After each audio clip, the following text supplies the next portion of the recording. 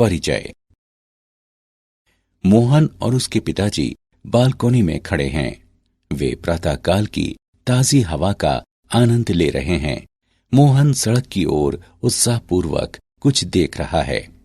पिताजी, बिजली के खंभों पर वह स्लेटी रंग का बॉक्स जैसा क्या रखा हुआ है? बेटा, वह एक ट्रांसफार्मर है। ठीक है पिताजी, और इसका उपयोग क्यों किया जाता है, कृपया मुझे बताएं। बेटा, इसका उपयोग विद्युत की वोल्टता कम करने के लिए किया जाता है। ऊर्जा केंद्रों पर उत्पादित की जाने वाली विद्युत की वोल्टता कई हजार होती है। ट्रांसफार्मर इस वोल्टता को घरों के लिए 220 वोल्ट तक तथा उद्योगों के लिए 440 वोल्ट तक कम कर देता है। ठीक है पिताजी, और मैं इस बारे में और भी अधिक जानना चाहता हूँ। ट्रांसफार्मरों के बारे में और अधिक जानने के लिए तुम्हें प्रत्यावर्ती धारा के बारे में समझना होगा। तो चलो बच्चों, आज हम प्रत्यावर्ती धारा के विषय में अध्ययन करेंगे। उद्देश्य। इस पाठ के अंत में आप निम्न करने में सक्षम हो जाएंगे। श्रेणीबद्ध एलसीआर परिपथ का विश्लेषण करना, प्रतिबाधा त्रिभुज को निरूपित करना, एलसीआर परिपथ में अनुनाद की व्याख्या करना, एलसीआर परिपथ में अनुनाद की तीक्ष्णता का वर्णन करना, शक्ति गुणांक की गणना करना, एलसी दोलनों का वर्णन करना, ट्रांसफार्मरों को परिभाषित करना, ट्रांसफार्मरों के प्रकारों को समझना, ट्रांसफार्मरों में ऊर्जा क्षय का विवेचन करना।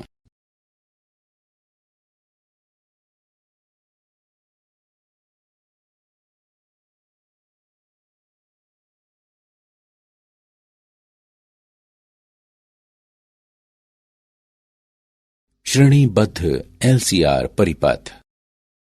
एक परिपथ पर विचार करें जिसमें प्रतिरोध R का एक प्रतिरोधक, प्रेरकत्व L का एक प्रेरक और संधारिता C का एक संधारित्र एक AC स्रोत पर श्रेणी क्रम में संयोजित हैं। माना कि स्रोत वोल्टता Vm sin ओमेगा t के बराबर है।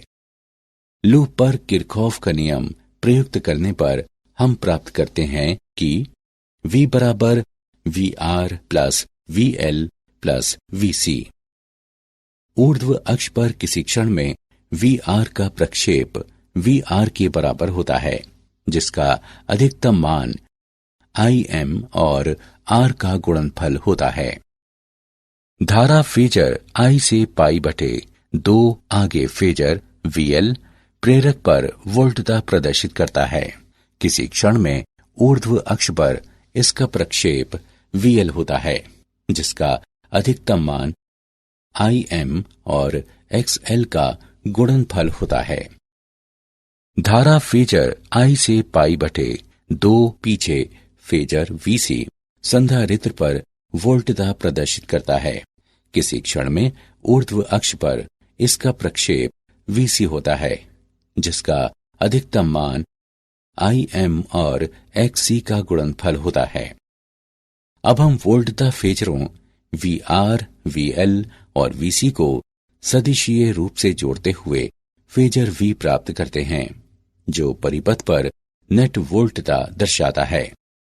V अधिकतम बराबर वर्गमूल VR अधिकतम वर्ग प्लस VC अधिकतम माइनस VL अधिकतम वर्ग। समकोण त्रिभुज नेट वोल्टता तथा कला कोण के अधिकतम मान का समीकरण प्रदान करता है। tan phi बराबर VC अधिकतम माइनस VL अधिकतम बटे VR अधिकतम।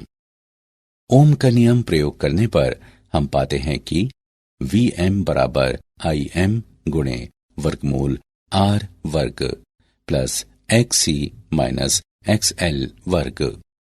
हम परिपथ की प्रतिबाधा वर्गमूल R वर्ग प्लस XC माइनस XL वर्ग के रूप में प्राप्त करते हैं। अब उपरोक्त समीकरण निम्न रूप लेता है। Vm बराबर Im और Z का गुणनफल।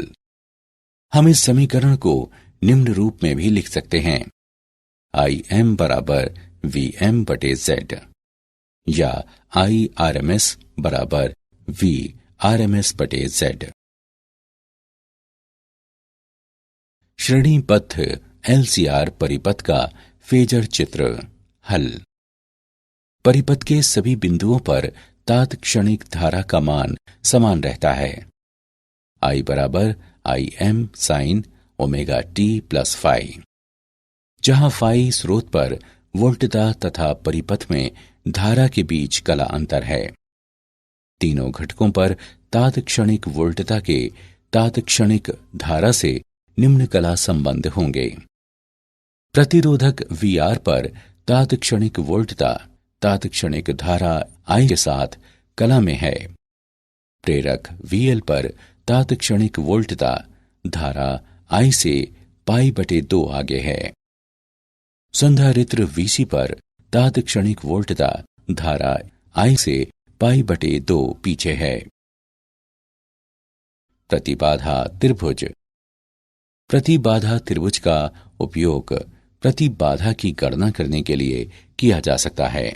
जब प्रतिरोध, प्रेरकत्व तथा संधारिता सभी परिपथ में उपस्थित हों और प्रेरक प्रतिघात तथा धारिता प्रतिघात के बीच का अंतर कुल प्रतिघात हो। Z बराबर वर्गमूल R वर्ग प्लस XC माइनस XL वर्ग। विकर्ण रूप में प्रतिबाधा Z के साथ समकोण प्राप्त होता है। राशि XL माइनस XC परिपथ का प्रतिघात कहलाती है, जिसे X से निर्दिष्ट किया जाता है। tan phi बराबर XC माइनस XL बटे R। LCR परिपथ में अनुनाद। अनुनाद ऐसे निकायों में घटित होता है जिनमें किसी विशिष्ट आवृत्ति से दोलन करने की प्रवृत्ति होती है। जब इस प्राकृतिक आवृत्ति के एकदम बराबर आवृत्ति वाला एक आवधिक बाह्य बल इस निकाय पर लगाया जाता है। अनुनाद में बाह्य आवधिक बल द्वारा निकाय को दी जाने वाली ऊर्जा अधिकतम संभव दर पर होने पर निकाय में विशाल आयाम वाली दोलन गति होती है। आवृत्ति ओमेगा नॉट जिस पर धारा आयाम अधिकतम हो जाता है, परिपथ की अनुनाद आवृत्ति कहलाती है। ओमेगा नॉट बराबर 1 बटे वर्गमूल LC होता है। अनुनाद में धारा दोलनों का आयाम पूरी तरह से प्रतिरोध R द्वारा निर्धारित किया जाता है। Im अधिकतम बराबर Vm बटे R होता है। LCR परिपथ में अनुनाद में तात्क्षणिक धारा I तथा वोल्टता V कला में होते हैं। LCR परिपथ में अनुनाद की तीक्ष्णता। वैद्युतिक अनुनाद पर प्रतिरोध का प्रभाव अनुनाद वक्र की तीक्ष्णता को क्षीण करता है। प्रतिरोध जितना ही छोटा होगा, अनुनाद वक्र उतना ही तीक्ष्ण होगा। परिपथ का गुणवत्ता गुणांक Q ओमेगा नॉट L बटे R होता है या 1 बटे ओमेगा नॉट CR। गुणवत्ता गुणांक का उपयोग अनुनाद शिखरों की तीक्ष्णता को वर्णित करने के लिए किया जाता है। यदि R छोटा या L बड़ा है तो ये इंगित करता है कि अनुनाद अधिक तीक्ष्ण है तथा परिपथ अधिक चयनात्मक है।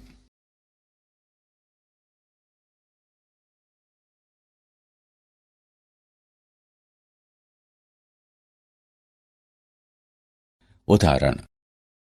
आइए LCR परिपथ में अनुनाद का एक उदाहरण देखें। LCR परिपथ की श्रेणी की अनुनाद आवृत्ति और Q गुणांक ज्ञात करें, जहां L बराबर 3 हेनरी, C बराबर 27 माइक्रोफेराड तथा R बराबर 7.4 ओम है। परिपथ की पूर्ण चौड़ाई अधिकतम आधे तक कम करते हुए इसकी तीक्ष्णता गुणांक 2 तक बढ़ाना अपेक्षित है। आइए इसका हल देखें। दिए गए मान हैं L बराबर 3 हेनरी, C बराबर 27 गुणे 10 की घात -6 फैराड, R बराबर 7.4 ओम। हम जानते हैं कि अनुनाद आवृत्ति 1/वर्गमूल LC होती है। अब मानों को रखते हुए हम अनुनाद आवृत्ति 111 रेडियन प्रति सेकंड प्राप्त करते हैं। Q गुणांक बराबर ओमेगा RL बटे R है।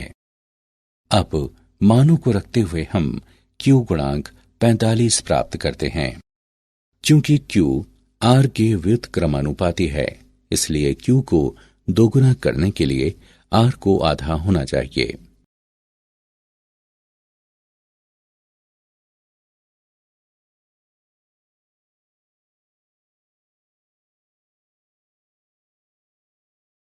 शक्ति गुणांक।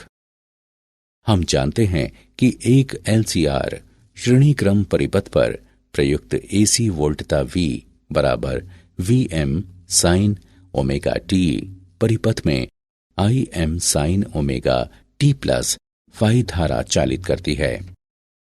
परिपथ में विसरित तात्क्षणिक शक्ति है P बराबर VI।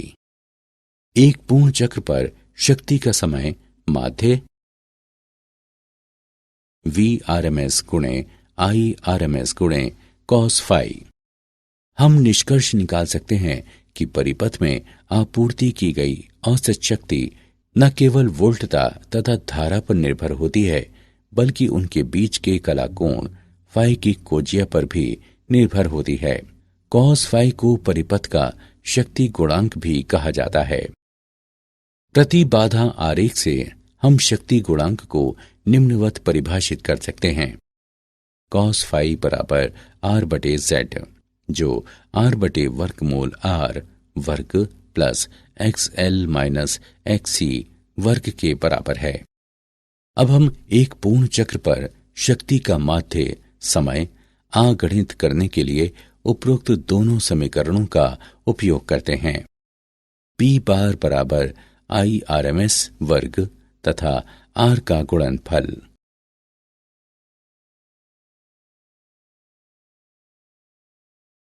विभिन्न परिपथों में शक्ति गुणांक।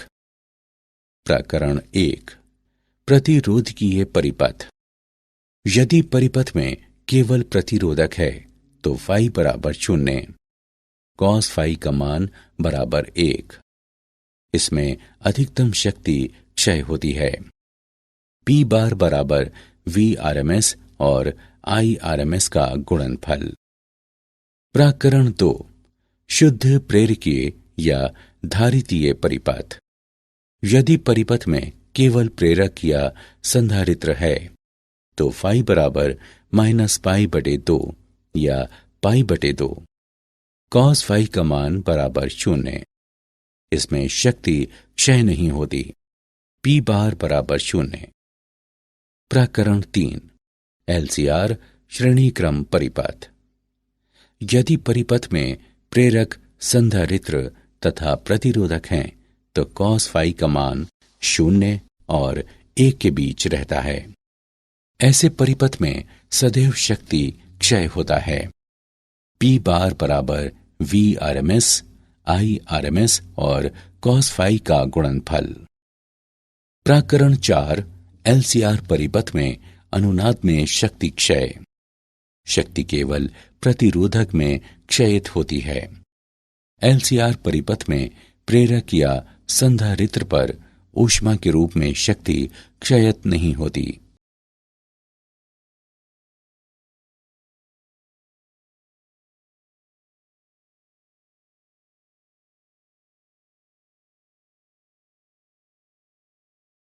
LC दोलन। हम मानते हैं कि आरंभ में LC परिपथ के संधारित्र C पर आवेश Q होता है और प्रेरक में धारा I 0 होती है। उस समय संधारित्र के वैद्युतिक क्षेत्र में संचित ऊर्जा UE होती है तथा प्रेरक में संचित ऊर्जा UB 0 होती है। संधारित्र अब प्रेरक के माध्यम से निरावेशित होना आरंभ हो जाता है। धारा वामावर्त प्रवाहित होनी आरंभ हो जाती है। संधारित्र पर आवेश घटता है, लेकिन प्रेरक के चुंबकीय क्षेत्र में ऊर्जा बढ़ जाती है। ऊर्जा संधारित्र से प्रेरक में स्थानांतरित की जाती है। संधारित्र में संचित ऊर्जा पूर्ण रूप से प्रेरक के चुंबकीय क्षेत्र में स्थानांतरित कर दी जाती है। इस चरण में प्रेरक में धारा का मान अधिकतम हो जाता है। अब प्रेरक से ऊर्जा का प्रवाह वापस संधारित्र की ओर बहने लगता है, क्योंकि विद्युत क्षेत्र पुनः बन जाता है। प्रेरक से संधारित्र की ओर समस्त ऊर्जा का स्थानांतरण होता है। ये परिस्थिति आरंभिक परिस्थिति के समान होती है, सिवाय इसके कि संधारित्र विपरीत आवेशित होता है। संधारित्र पुनः निरावेशित होना शुरू हो जाता है। धारा अब दक्षिणावर्ती दिशा में प्रवाहित होती है। संधारित्र में संचित समस्त ऊर्जा प्रेरक के चुंबकीय क्षेत्र पर स्थानांतरित कर दी जाती है। ऊर्जा अब प्रेरक से वापस संधारित्र की ओर प्रवाहित होने लगती है। ऊर्जा का निरंतर आवागमन संधारित्र के विद्युत क्षेत्र तथा प्रेरक के चुंबकीय क्षेत्र के बीच होता रहता है। यह प्रक्रिया V की निश्चित आवृत्ति पर जारी रहती है। यदि LC परिपथ में प्रतिरोध उपस्थित न हो तो LC दोलन अनंत काल तक जारी रहेंगे।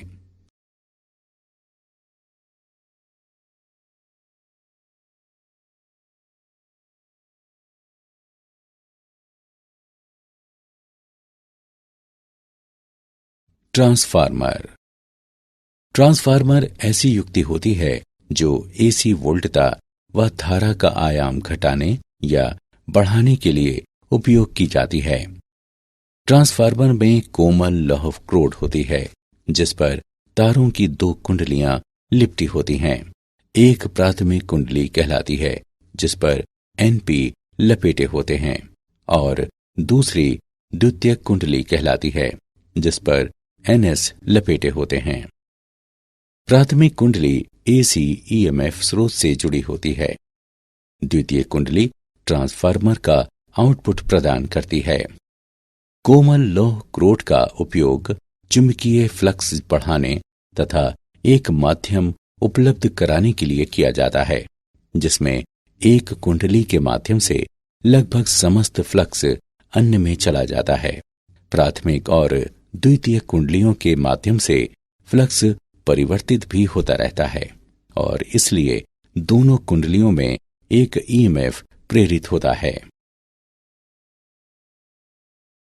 ट्रांसफार्मर की क्रियाविधि।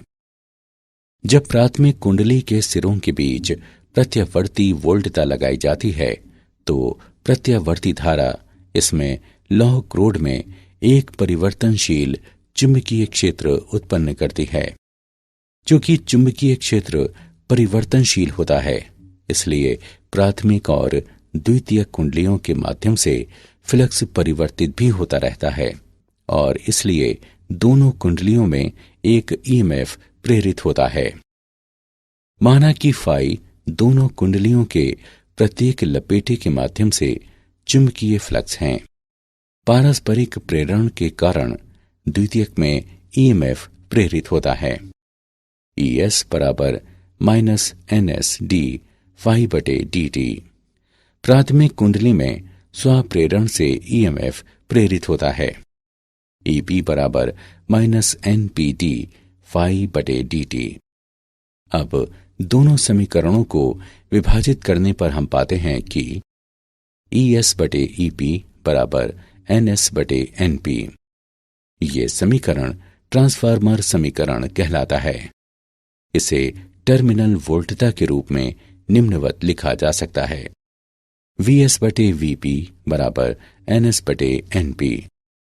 अनुपात NS बटे NP ट्रांसफार्मर के लपेटों का अनुपात कहलाता है। ट्रांसफार्मरों के प्रकार। ट्रांसफार्मर दो प्रकार के होते हैं। उच्चाई ट्रांसफार्मर, जब द्वितीयक वोल्टता प्राथमिक वोल्टता से उच्चतर होती है तो ऐसा ट्रांसफार्मर उच्चाई ट्रांसफार्मर कहलाता है। अपचयी ट्रांसफार्मर, जब द्वितीयक वोल्टता प्राथमिक वोल्टता से निम्नतर होती है तो ऐसा ट्रांसफार्मर अपचयी ट्रांसफार्मर कहलाता है। वोल्टता को उच्चायित करने वाला ट्रांसफार्मर साथ ही साथ धारा को अपचयित भी करता है, जबकि वोल्टता को अपचयित करने वाला ट्रांसफार्मर साथ ही साथ धारा को उच्चायित भी करता है। IS/IP बराबर VP/VS बराबर NP/NS।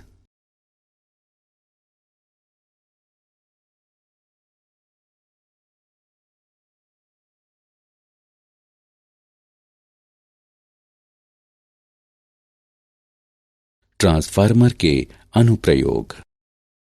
तारों के माध्यम से विद्युत ऊर्जा का लंबी दूरियों तक संप्रेषण करने से पहले वोल्टता बढ़ाने के लिए इसका उपयोग किया जाता है। ये विद्युत आपूर्ति उद्योग के आधार हैं, जिनके कारण मांग क्षेत्रों से सुदूर स्थित क्षेत्रों में विद्युत उत्पादन संभव हो पाता है।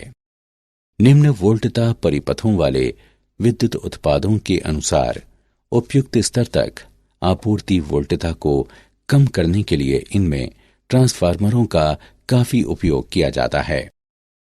आवर्धकों के स्तर युग्मित करने के लिए और माइक्रोफोन व रिकॉर्ड प्लेयर जैसी युक्तियों को आवर्धकों के इनपुट से मिलान कराने के लिए सिग्नल तथा ऑडियो ट्रांसफार्मरों का उपयोग किया जाता है।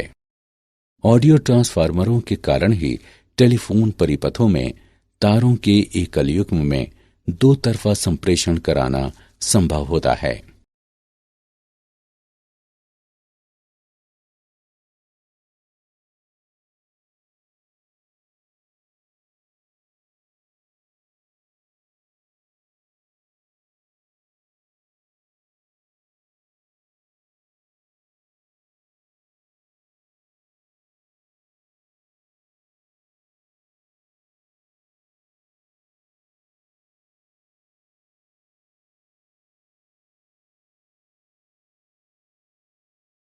ट्रांसफार्मर में ऊर्जा क्षय। ट्रांसफार्मर में कुछ ऊर्जा क्षय निम्न अनुसार हैं। फ्लक्स क्षरण, ऊर्जा का क्षय होता है जब प्राथमिक द्वारा उत्पन्न समस्त फ्लक्स द्वितीय से नहीं गुजरता। प्राथमिक और द्वितीय कुंडलियों को एक दूसरे के ऊपर लपेटकर इस हानि को कम किया जा सकता है। कुंडलनों का प्रतिरोध, कुंडलनों में उत्पन्न होने वाली ऊष्मा के कारण ऊर्जा क्षय होता है। मोटे तारों का इस्तेमाल करके इस हानि को कम किया जा सकता है। भंवर धाराएं, लौह क्रोड में भंवर धाराओं के कारण ऊष्मा के रूप में ऊर्जा क्षय होता है।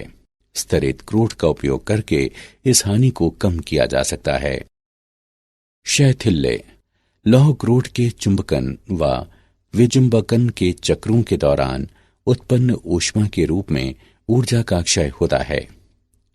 कम शैथिल्य पाश वाली क्रोड सामग्री का उपयोग करके इस हानि को कम किया जा सकता है।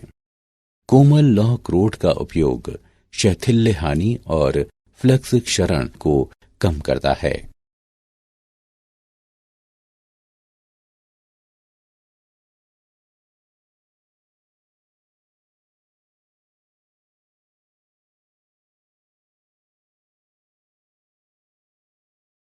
क्या आप जानते हैं समानांतर अनुनाद परिपथ का उपयोग रिजेक्टर या फिल्टर परिपथ के रूप में किया जा सकता है। रेडियो ट्रांसमीटरों में ऐसे परिपथ उपयोग किए जाते हैं। सन 1826 में फ्रांसीसी वैज्ञानिक फेलिक्स सावेरी द्वारा ये खोज की गई कि संधारित्र विद्युत दोलन उत्पन्न कर सकता है। रेडियो आवृत्ति ट्रांसफार्मरों को उच्च आवृत्तियों की संकीर्ण परास में दक्षतापूर्वक प्रचालन करने के लिए डिजाइन किया जाता है।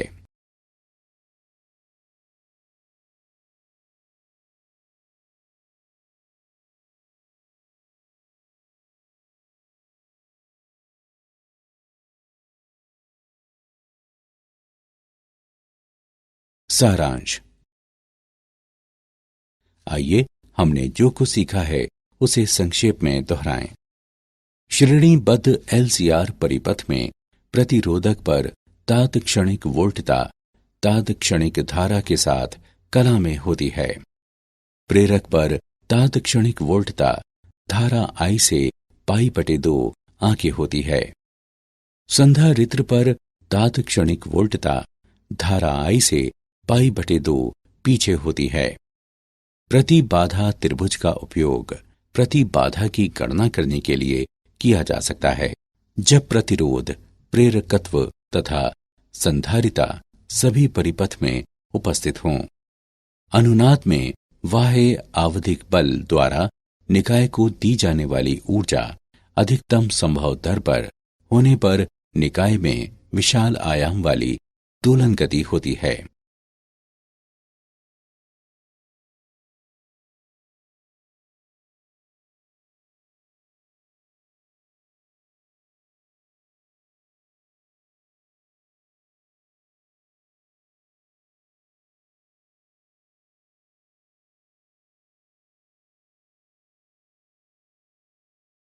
एलसीआर परिपथ में अनुनाद में तात्क्षणिक धारा I तथा वोल्टता V कला में होते हैं।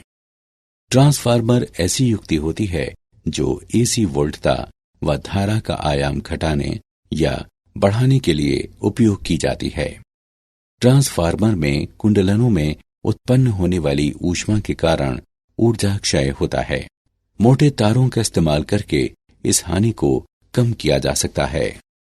कोमल लौह क्रोड का उपयोग शैथिल्य हानि और फ्लक्स क्षरण को कम करता है।